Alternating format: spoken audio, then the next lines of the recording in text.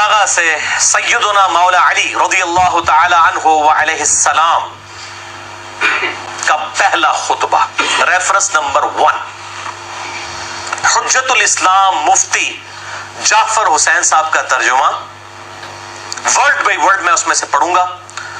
Page number ہے 384 اور خطبہ نمبر ہے 144 اس نہج البلاغہ میں سے۔ یہ دوبارہ دکھا دیجیے، لاہور سے پرنٹ ہوئی ہے، مفتی جعفر حسین صاحب نے اس کا ترجمہ کیا ہے، اور میں نے اہل تشیع علماء سے پوچھا، ان کا سب سے اتھینٹک ترجمہ یہی ہے جس کو آن کیا جاتا ہے، ان سے بڑا کوئی عالم دین نہیں ہے ان کا۔ تو اسی میں سے ورڈ بائی ورڈ میں پڑھوں گا، لفظ بل لفظ، کوئی الفاظ اپنی طرف سے نہیں انشاءاللہ تعالی۔ تو پہلا خطبہ ہے پیج نمبر 384، خطبہ نمبر 144، آیت الاستخلاف، سورہ نور کی آیت نمبر 55، جس کے کانٹیکسٹ میں آج ہم ڈسکشن کر رہے ہیں۔ پرٹیکولرلی مولا علی علیہ السلام نے بھی اسی آیت کو خلافت راشدہ کی دلیل بنایا ہے نہج البلاغہ کے اندر۔ وہ خطبہ سنیے ورڈ بائی ورڈ۔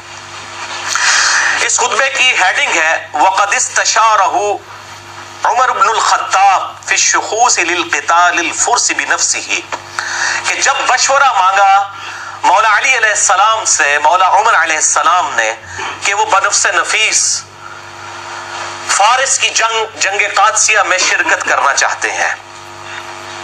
امیر المومنین تھے اس وقت، دو ہی سپر پاورز تھی، پرشین امپائر، ایرانین امپائر، اور دوسری رومن امپائر۔ جس طریقے سے آج جو ہے وہ امریکن اور رشیا تو اب کافی حد تک کمزور ہو چکا ہے، اس طریقے سے اس وقت یہ دو بڑی سپر پاورز تھی۔ تو ظاہر ہے کہ یہ بڑی گھمسان کی جنگ ہونے والی تھی قادسیہ۔ مولا علی علیہ السلام نے مشورہ ان سے مانگا سیدنا عمر علیہ السلام نے کہ مجھے اس جنگ میں خود جانا چاہیے، کیونکہ بہت گھمسان کی جنگ ہے اور اس میں بالکل 1-0 والا ایشو ہے۔ اگر یہ جنگ ہارتے ہیں تو جو ٹیٹرس بن چکی تھی جنگ یرموک کے بعد، جس میں رومن امپائر گھٹنے ٹیک چکی تھی، تو اس کے بعد یہ جنگ قادسیہ ہونے والی تھی۔ تو یہ جب مشورہ مانگا گیا تو مولا علی نے دیکھیں کیا مشورہ دیا، ورڈ بائی ورڈ اہل تشیع کا ترجمہ نہج البلاغہ، پیج نمبر 384، خطبہ نمبر 144۔ اس امر میں کامیابی اور ناکامی کا دار و مدار فوج کی کمی بیشی پر نہیں رہا ہے، یہ تو اللہ کا دین ہے جسے اس نے سب دینوں پر غالب رکھا ہے، اور اس کا لشکر ہے جسے اس نے تیار کیا ہے، اور اس کی ایسی نصرت کی ہے کہ وہ بڑھ کر اپنی موجودہ حد تک پہنچ گیا ہے اور پھیل کر اپنے موجودہ پھیلاؤ پر آ گیا ہے، اور ہم سے اللہ کا ایک وعدہ ہے، سورہ نور آیت نمبر 55، وعد اللہ الذین آمنوا منکم وعملوا الصالحات لَيَسْتَخْلِفَنَّهُمْ فِي الْأَرْضِ، جو لوگ ایمان لے کر آئے اور انہوں نے نیک اعمال کیے، میں ضرور بالضرور ان کو زمین میں خلافت دوں گا۔ اللہ کا وعدہ ہے اور وہ اپنے وعدے کو پورا کرے گا اور اپنے لشکر کی خود مدد فرمائے گا۔ یہ مولا عمر کو تسلی دے رہے ہیں مولا علی۔ امور سلطنت میں حاکم کی حیثیت وہی ہوتی ہے جو مہروں میں ڈورے کی ہوتی ہے، یعنی موتیوں کا جو ہار ہے، ان موتیوں کے اندر جو ڈورا، جو دھاگا پرویا ہوا ہوتا ہے، اس کی جو اہمیت ہے وہ حاکم وقت کی اہمیت ہے۔ جب ڈورا ٹوٹ جائے تو سب مہرے بکھر جاتے ہیں، یعنی اگر آپ دھاگے کو توڑ دیں تو وہ جتنی بھی یونٹی ہے وہ سارے موتی پھیل جائیں گے اور پھر کبھی سمٹ نہ سکیں گے۔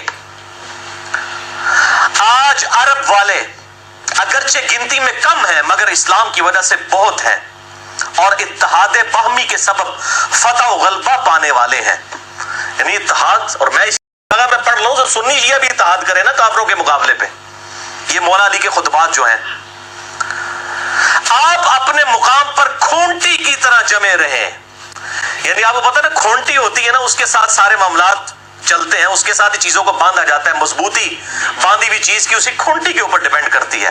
تو مولا علی نے مولا عمر کو کہا کھونٹی کی طرح جمے رہیں یہیں مدینہ شریف میں، اور عرب کا نظم و نسق برقرار رکھیں، اور انہی کو جنگ کی آگ کا مقابلہ کرنے دیں جن کو آپ بھیج رہے ہیں، اس لیے کہ اگر آپ نے اس سرزمین عرب کو چھوڑا تو عرب اطراف سے آپ پر ٹوٹ پڑیں گے، یہاں تک کہ آپ کو اپنے سامنے کے حالات سے زیادہ ان مقامات کی فکر ہو جائے گی جنہیں آپ نے پس پشت غیر محفوظ چھوڑ رکھا ہے۔ یعنی آپ خود قادسیہ میں چلے گئے تو پیچھے تو لوگوں کو موقع ملے گا کہ عمر چلا گیا، اب ان پہ ٹوٹ پڑو۔ کل اگر عجم والے آپ کو دیکھیں گے تو آپس میں یہ گفتگو کریں گے کہ یہ عمر ہے سردار عرب، اگر تم نے اسے قتل کر دیا تو سکون ہو جائے گا، آسودہ ہو جاؤ گے. تو اس کی وجہ سے ان کی حرص اور طمع آپ کے قتل کرنے پر ان کو آمادہ کر دے گی. لیکن یہ جو آپ کہتے ہیں کہ وہ لوگ مسلمانوں سے لڑنے بھیڑنے کے لیے چل کھڑے ہوئے ہیں، تو اللہ ان کے بڑھنے کو آپ سے زیادہ برا سمجھتا ہے، اور وہ جسے برا سمجھے اس کے بدلنے اور روکنے پر قدرت بھی رکھتا ہے.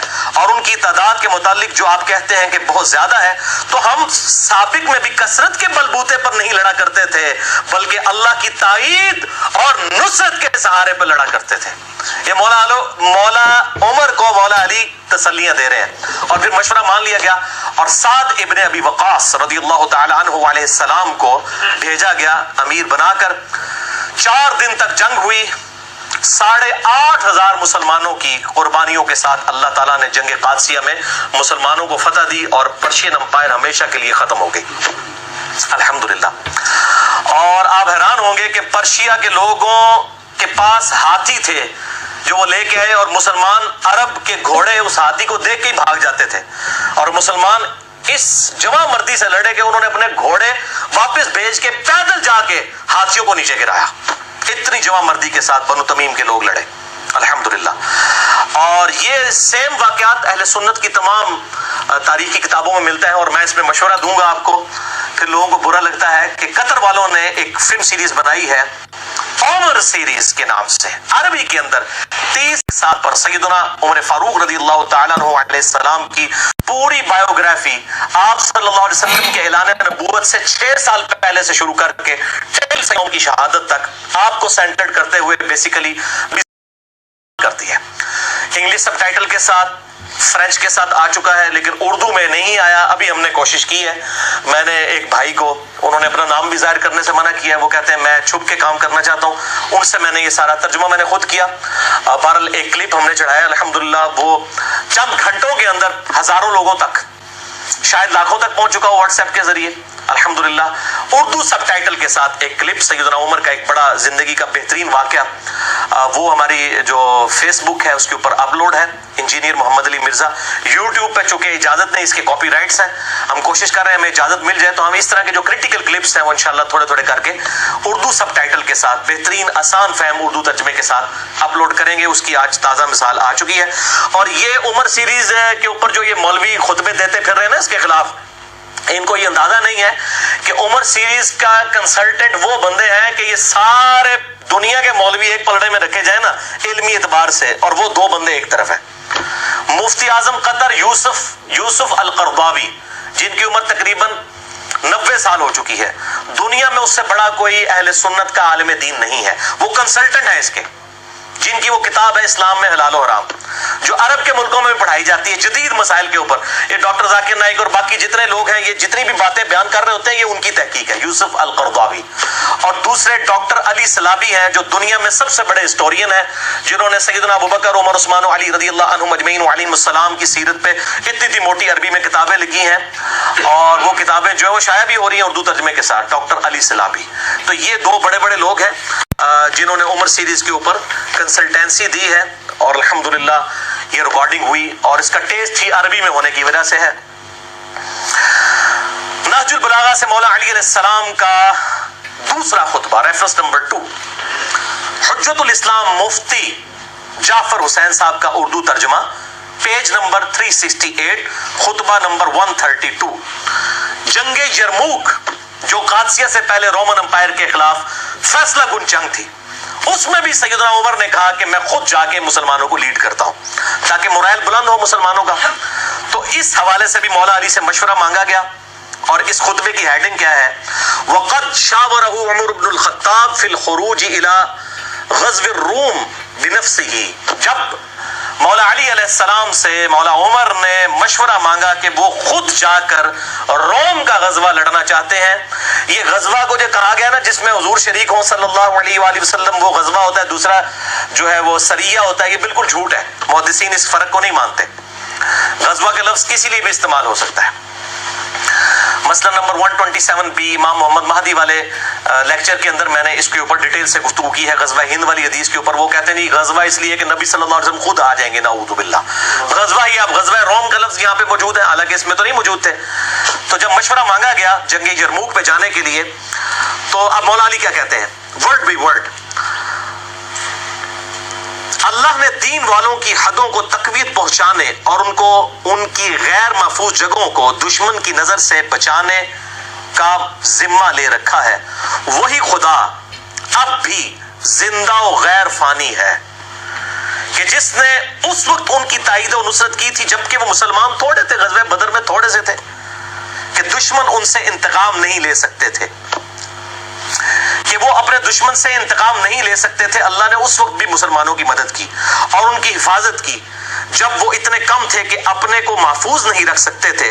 تم اگر خود ان دشمنوں کی طرف بڑھے اور ان سے ٹکرائے اور کسی افتاد میں پڑ گئے تو اس صورت میں مسلمانوں کے لیے دور کے شہروں کے پہلے کوئی ٹھکانہ نہ رہے گا اور نہ تمہارے بعد کوئی ایسی پلٹنے کی جگہ ہوگی کہ اس کی طرف پلٹ سکیں۔ یعنی سیدنا عمر کو کہہ رہے ہیں تو سیدھے تھم ہو ساڑھے تو انو کو جو ہو گیا تو پیچھے کے بڑھے گا۔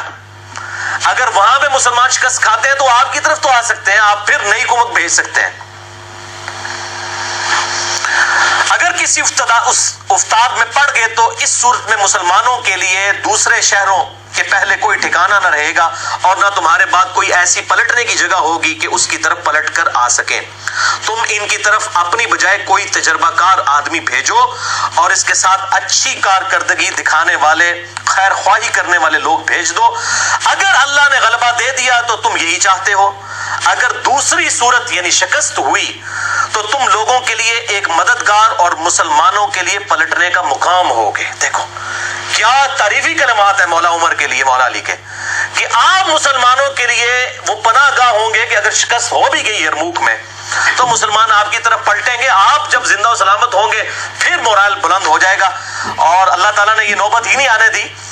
سیدنا علی کے مشورے پر ابو عبیدہ ابن جراح کو مولا علی علیہ السلام کے مشورے کے بعد مولا عمر نے بھیجا وہاں پر جنگ یرموک میں، اور خالد ابن ولید جو آرمی چیف تھے ان کو معزول کر دیا۔ اور بڑے لوگوں نے کہا فتح کیسے ہوگی؟ انہوں نے کہا یہی تو بتانا چاہ رہا ہوں، خالد ابن ولید کی وجہ سے فتوحات نہیں ہو رہی، رب خالد کی وجہ سے ہو رہی ہے۔ رب الخالد ہے جو، اس کی وجہ سے ہو رہی ہیں فتوحات۔ اور پھر لوگوں نے دیکھا یہاں پہ اگر کسی جونیئر کو آپ آرمی چیف بنا دے باقی سارے استعفے دے کے سائڈ پہ ہو جاتے ہیں، پھر بھی ہم لوگ محب الوطنی کا اور اسلام سے محبت کا دعویٰ کریں تو پھر شرم کا مقام ہے۔ اور یہاں پر دیکھیں سیدنا خالد ابن ولید عام سپاہی کی حیثیت سے لڑے ابو عبیدہ ابن جراح کے نیچے، اور اللہ تعالیٰ نے فتح دے دی جگہ یرموک کے اندر۔ 1.5 لاکھ کی فوج اور مسلمان چند ہزار تھے، اللہ تعالیٰ نے فتح دی، اور یہ اللہ تعالیٰ کا وعدہ تھا۔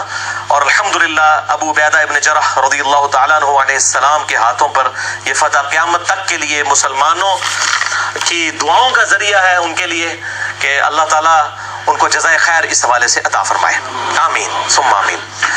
نہج البلاغہ سے مولا علی علیہ السلام کے خطبے کا تیسرا ریفرنس، حجت الاسلام مفتی جعفر حسین صاحب کے اردو ترجمہ میں پیج نمبر 107، خطبہ نمبر ہے 5۔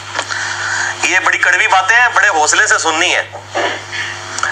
جب ابو سفیان نے عباس ابن عبد المطلب جو نبی صلی اللہ علیہ وآلہ وسلم کے چچا تھے، ابو سفیان فتح مکہ پہ معافی مانگ کے مسلمان ہو گیا، اس کی یاری دوستی تھی عباس کے ساتھ۔